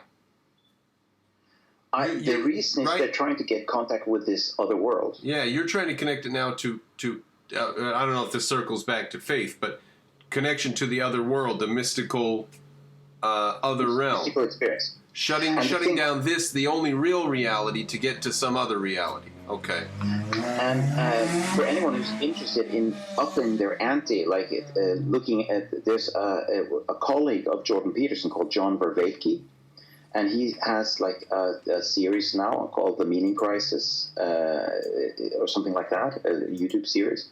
He's a lecturer at the same University of Toronto as Jordan Peterson, and talking about much of the same stuff. He's not as well known. He's an atheist, but he's talking about precisely salvaging what is salvageable from religion. John Vervaeke. Vervaeke. Vervaeke. Yeah, I've got him pulled up on the screen for the ladies and gentlemen to see. I always say... Oh, go ahead. He's an atheist, but he has been doing a lot of practice with meditation and trying to understand consciousness, what's going on with religious experience. And can this be utilized in any way to overcome the meaning crisis? So he has a very intellectual and rigorous discussion about what the states of consciousness. Some of this is a little bit woo-woo, but most of it is like solid academic work. You have to you have to use your active mind to filter the stuff. But I would recommend people who are interested in something like that to go check him out, because he's talking a lot about this stuff, and he's not talking about it in the babbling sense that Jordan Peterson is talking about it. He's in one way, he's a little bit more boring, but he's more academic, structured than Jordan Peterson, and it is academic. So that's something for you to check out. So he's an atheist, so he's not trying to push religion or something like that, but he's trying to dissect religion from a scientific point of view. And I think he's doing an good job. So I think the series, I think he's talking about waking up, the experiencing of waking up. And what is the experience of waking up? It's like when you are when you wake up from a dream, you know that what you were in was a state of a dream, right? That now you are in reality. It's reaching clarity, or coming into the possibility of clarity. You didn't even have the possibility of clarity before. So he now then analyzes Plato, which is doing the exact opposite. He has a vision. Plato has a vision about something otherworldly, like this idea world, right? Yeah. And that vision made him wake up, or had the feeling of waking up, where he now saw reality, the real world that he's living in, as a dream, and that this new reality that he woke up to felt more real to him. Now, John Vervaeke shows that this idea of waking up doesn't mean that you're getting truth, but it does give you a sense of meaning, of salience. So now he's trying to utilize this so that you can use this waking up experience to wake up to something that's actually in your self-interest, right? Like you're not just waking up into a dream. You're waking up to something that's real and that fills you with meaning that's connected with reality, right? Waking up into reality, yeah. Yes. Mm-hmm. So the interesting point he's making is that the feeling of waking up is actually quite neutral to whether you are what you're waking up into. You can wake up from a dream into a reality, and then reality feels real. But you can do as Plato, and you can wake up and go into a Platonic world instead, and think of the real world as a dream state that's not really as real. I woke up one day when I said there are some things a man has to do in his life that are not fun or enjoyable, but he still has to do them. Yep. That was a wake-up day for me. Meaning, right? Yeah, it struck the note of Jordan Peterson's idea that suffering is really the background truth, and I said to myself, maybe suffering's not the background truth, but at least I can say I'm not going to enjoy everything that I have to do. Some things I'm going to have to do that I don't enjoy. Indeed. And so now I'm going to get back to meaning. I said something about Charles II. Charles II did a breakdown of Jordan Peterson meaning, and he started out very well, Like he was. This was one of the first videos I watched of him. And I was thinking to myself, "Wow, this is a really, really well articulated and pointed guy. Like he really knows his stuff."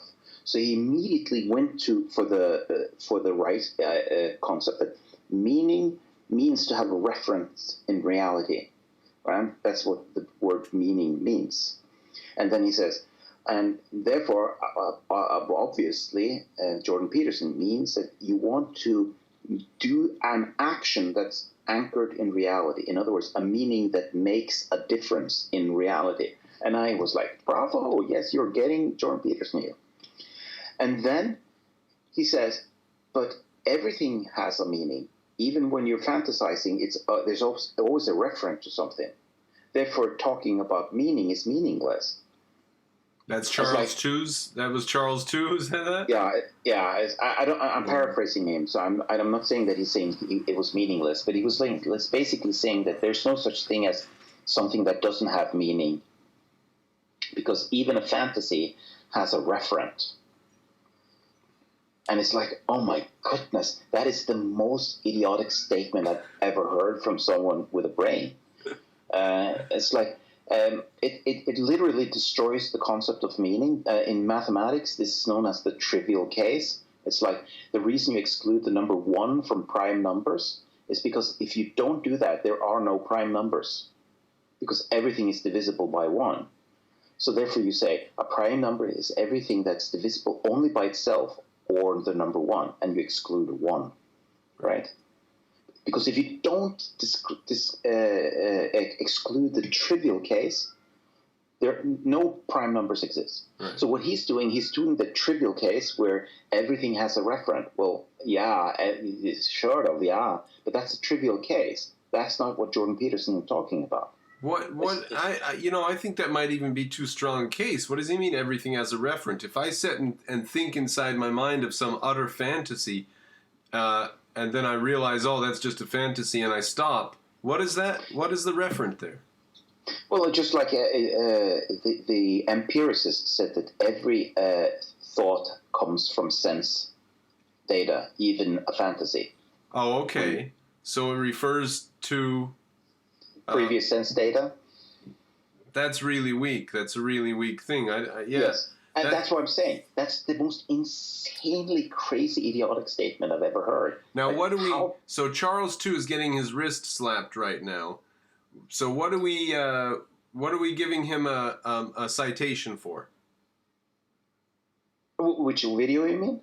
No, I mean, what exactly has he done wrong? We're saying that meaning is meaningful. Yeah, precisely. Like he's now treating meaning as like just an academic term. He said meaning is meaningless. It doesn't. No, well, I don't know if he used that terminology, but that was the gist of it. Right. Right. So I'm not going to put words in his mouth that I don't remember. But it's like, yes, you can have a trivial case of meaning, but that's not what we refer to when we normally mean being anchored in reality. Right? We're excluding the trivial case. Yeah. Or we've got them in our pocket, but we're not worried about them. We're worried about the larger picture. Yes. Yeah. So when normally when we talk about meaning, we are not referring to that your thoughts have a reference to sense data. Okay, so meaning does not refer to the fact that you have to stop at stop signs, although you do. Meaning refers to the fact that you have to do some things in life that are unpleasant. Yes. Now, here comes the thing. John Vervaeke says that we are salience machines. In other words, we're turning our attention to things, and meaning is something that is imbued with salience, importance, significance. So, like if you're hungry, eating is important to you because it's bubbling up to into your attention as something that's very significant. It's salient. Now, what he makes a very good point out of it, he uses bullshit as a technical academic term. Because what is bullshit? It is something that's empty, but uses phrases that kicks up the salience engine. So you're using lots of words in a string that don't mean anything, but that feels like it means something because it feels significant. So if someone says something using blah, blah, blah, blah, freedom, blah, blah, blah, blah, justice, blah, blah, blah, blah, blah, fairness, blah, blah, blah, blah, you get this high, you get an injection of salience. Oh, this must be very important because he's using so important words. But it might just be just like what I did now, a word salad containing no actual meaning, just salient words. Now, that's bullshit. People are susceptible to bullshit when they can't connect two thoughts together, when all they can do is take one thought and that, and then they can't connect it to anything. And we see a lot of that in our culture today. People can't connect one thought to another. So everyone is susceptible to bullshit. This is why you have to be on guard for it. Even seasoned thinkers can be taken over by bullshit. Sure. Right? Sure. So it's like in Christianity that developed the conscience, where you are looking yourself in the mirror for errors. You're always having this check your premises. That's conscience, right? Check your premises. Yeah. Always check. Am I bullshitting myself now? Is this actually real? That check. Even though you're sure about it, it's like, did I lock my door? Like, normally it's just your habit of doing it, but it's worth double checking, right? Now, can we take that and say that's faith in, you're having faith in reality, that even though you think you've done everything right, you realize that you've got to make sure you've done everything right. You can't just be willy-nilly about it, because if you're not sure you've done everything right, like lock your door or whatever, then reality's going to be there in the back. So you've got to have faith in doubting yourself even. You've got to make sure, so you can't have what the Greeks called overconfidence, or what was their word for it? Hubris. I don't remember. Hubris. Now, basically, hubris, that's the story of Satan, right? Fair enough. Overconfidence. I don't need this reality shit. So he's bullshitting himself into believing things. So I just want to finish that thought, connecting it. The story of Satan is a warning about the danger, the Achilles heel of the Enlightenment. Once you become enlightened, you might bullshit yourself. And if you do get this hubris, you become satanic. Basically, within enlightenment is a danger that you might become a progressive. Well, hubris is confidence beyond reality. Yes. Why do the Enlightenment ideas give us that? Because there's so much success in the Enlightenment. Only so far as you stick to reality. But like you see progress all around you, and it's just like the free market. When you see the market going up, up, up, up, you might get overconfidence. So we can get going up. That societal hubris or something, or philosophers could get hubris about our societal progress. UBI is that. That's what universal basic income is. It's hubris about our productivity. Precisely. And my only point here is that you can interpret this as there is a weakness in every human being of bullshitting themselves. And in bullshitting yourself in relationship with the Enlightenment leads you down the path of progressivism.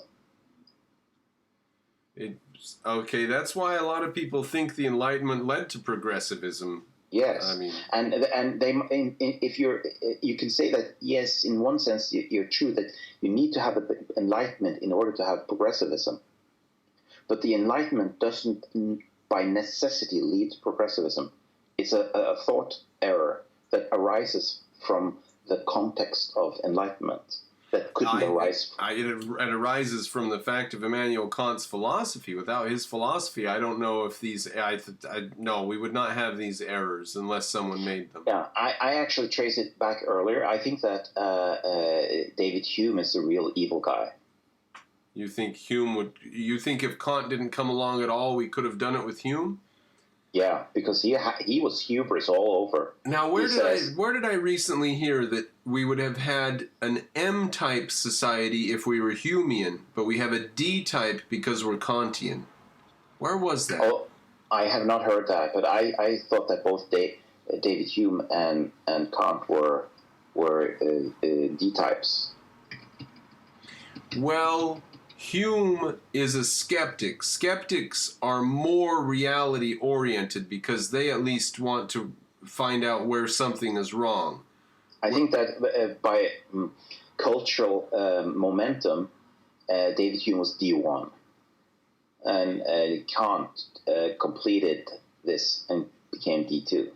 But do you view skepticism as D, D1. or you view it as D1 skepticism? Humean skepticism is rabid skepticism, though. Yes, so it's very in one sense, in some areas it is actually D2, but it's very close to D2. If it's not D2, it's very close to it. So, but Hume, his hubris, he says, I can trust my mind, but no one else can trust their minds. But I trust my mind to say that there's no such thing as causality. Right. And you can't trust anything. You can't even trust logic, except mine, because I'm Satan, right? Yeah, that's a satanic in the strongest sense for somebody to say, you can't trust your mind, you've got to listen to me. Yep. That's the most anti-reality thing there is. Yep. And I love being able to call that satanic. Just love it. It's nice. It's nice. Yes. And I feel the lure. Oh, no. We're going to... Now, for a new intellectual lives in Pakistan, so he doesn't have any... He has no patience for religious garbage. I mean... I completely understand. And, I hope if he sees this, that he understands that we're actually talking at a quite advanced level here. We're not contemplating religion as a great path. That's not what we're talking about.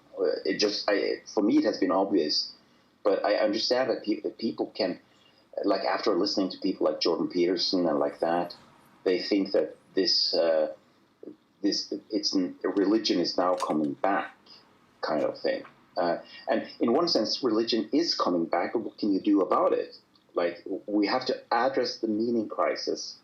And objectivism so far has not been able to do that as well as it could have.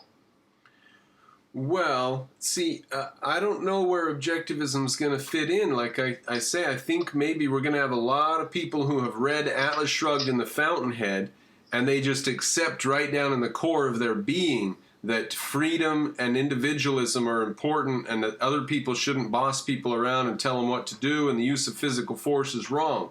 And they're just going to accept these as basic truths, but they're not going to ever understand concept formation or, the is-ought dichotomy, So I think there's going to be a large, large section of society that is going to have, like the Greeks had their mythology, but not philosophy.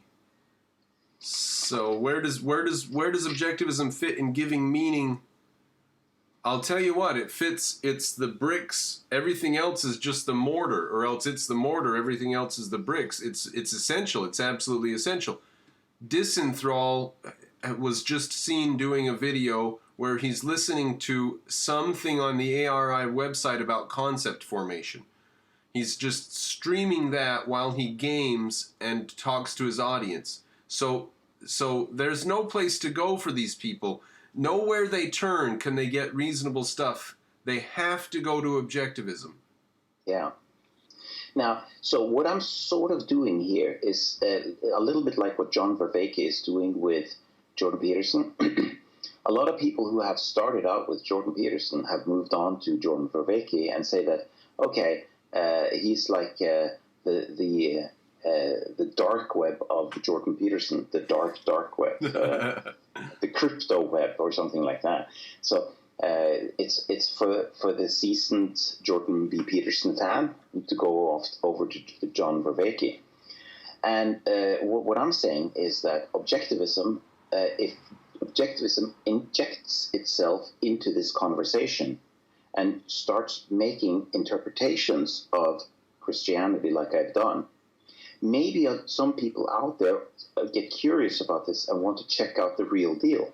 So we can do, instead of going and saying religion is garbage, you've got to give it up for atheist objectivism, we go and we say there are a lot of parallels between the successful bits of Christianity and our philosophy. And the reason for that is these successful bits of Christianity refer to reality correctly, like honesty and trust and so on, like this. Yes. So that's the conversation you think that we should go towards with Christians?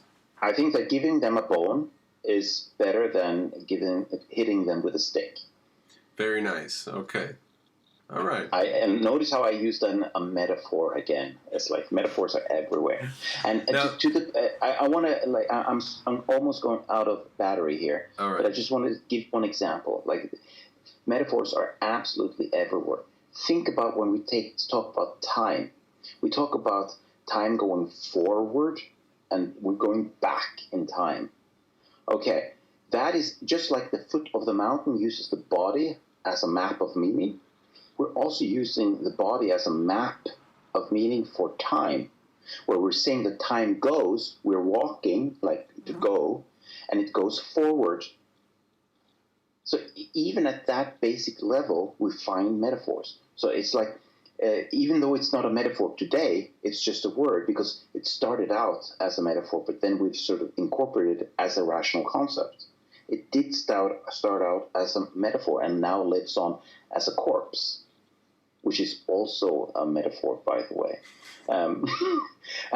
So I think that this is a very typical way, and Jordan Peterson talks about this, that before we can formalize things rationally, we often see things metaphorically before we can see it rationally, in like conceptually, I mean. So he often says that when an idea is brand new, it's often the artists who formulate it first in art. So they are at the bleeding edge of progress. When you don't have enough to conceptualize it, but you can still grasp it intuitively through art. That is where so it starts out living in metaphorical space. And now if you're a rational person, you take what you've learned from the halfway decent, useful metaphorical concepts, and then move it over to the rational space, where you're doing a proper conceptualization, like concept formation, a la Ayn Rand. This is one of the reasons, like, I talked about 3 types of consciousness. You had the consciousness relating to symbols, which is at conception, and then you had perception relating to pictograms, and then you have indexicals, which was in the middle, and it's sometimes referred to as mythopoetic or sometimes metaphorical consciousness. I actually have a very good name for it, and I'm going to propose it right now. Inception. Inception. We have inception. Because inception is, it's again a metaphor, fittingly enough. Inception means the beginning of things. So it's the genesis of an idea. The genesis of understanding often starts in metaphor. So most forms of understanding, when you don't have enough to formulate things properly, starts out as a metaphor, or you're using things. You're using maps of meaning in order to carve out a reality and understand it. So that's why I call it inception. And after it's gone through that phase, you can move it over to conception if it passes the sniff test, right? Does it pass the reality tests? It has to be born first. Yes. Before it can develop. So that's why I call it inception. Now, this is also why we have so many words that are dead metaphors, which is also a metaphor. Because most words start out as metaphors. We have to use a map of something we know intimately and perhaps perceptually, and then when we understand it enough to put it in words and not rationalize it, but put it in rational terms, conceptualize it, then it stops being a metaphor, and now we have a rational concept. we do have things that aren't metaphors, and they are actual existent things. Yes. Existence, T-A-N-T-S, existence. Yes. Now, but my point is that, like, our language is just littered with this, and the biggest metaphor of all, which is like a texture of metaphor. That's what a narrative is. Why do we tell stories? A story is basically weaving out a structure of metaphors in time. A story, right? Yeah, a story is one layer. And so when we explain things through stories, like Ayn Rand does with Atlas Shrugged, she's starting them out with metaphorical, in the metaphorical space. Yeah. So, and notice how that you don't need objectivists, you just need Atlas Shrugged and Fountainhead. That's how her ideas are spread, mostly, not by the intellectuals.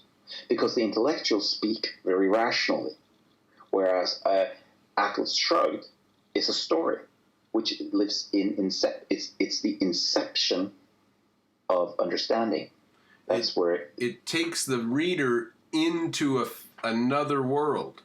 Yes, just like in religion. It wakes the reader up into another world. Yes, it does. And in this case, it wakes them up to reality.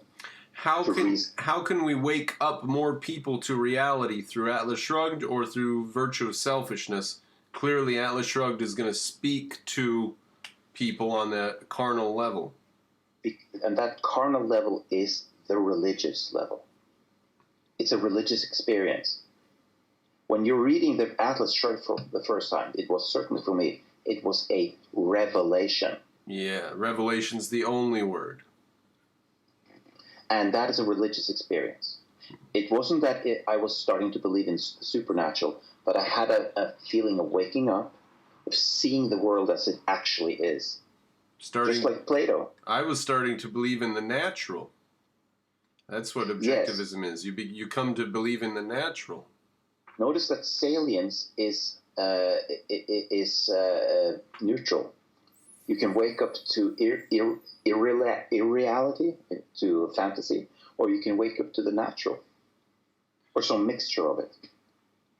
I didn't follow how salient. Salient, I take to mean relevant. Yes. So, okay. Revelation is pure salience.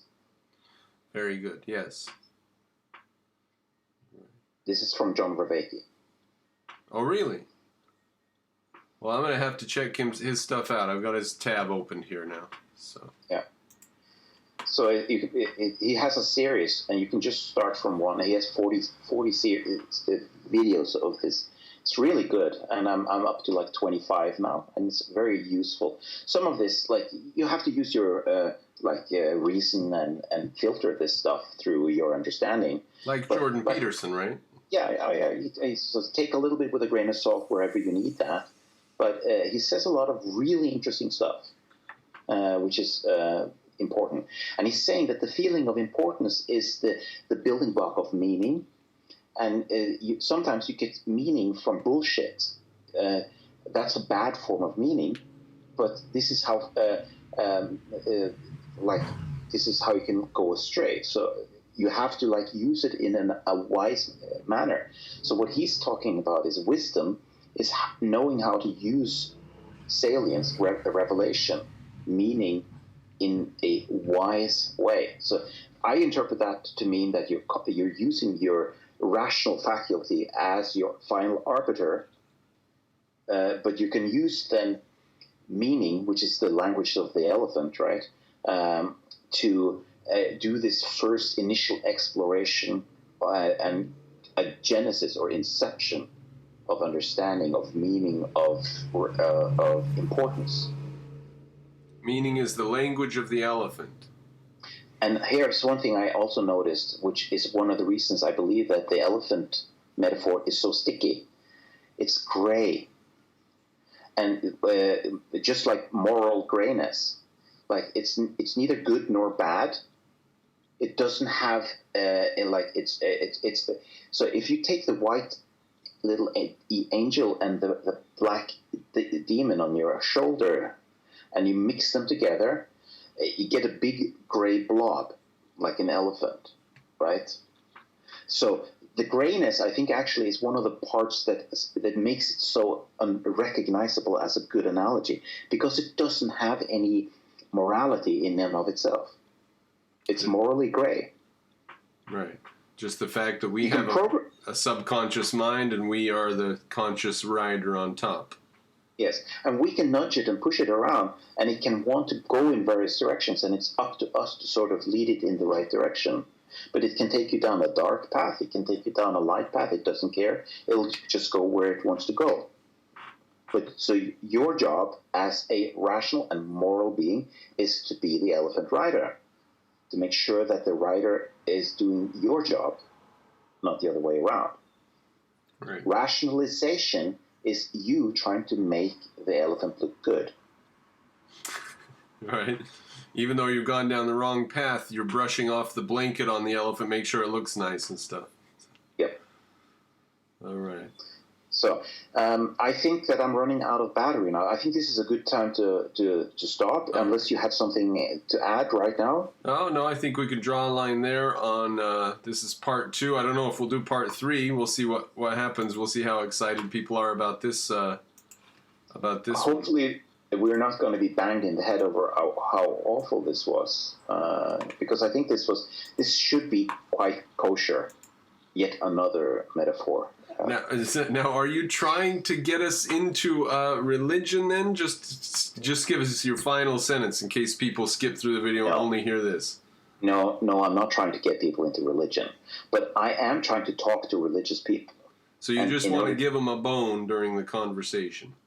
Give bone, not stick. All right. And then point out that they can't cook any dinner with that bone. They're going to need some meat.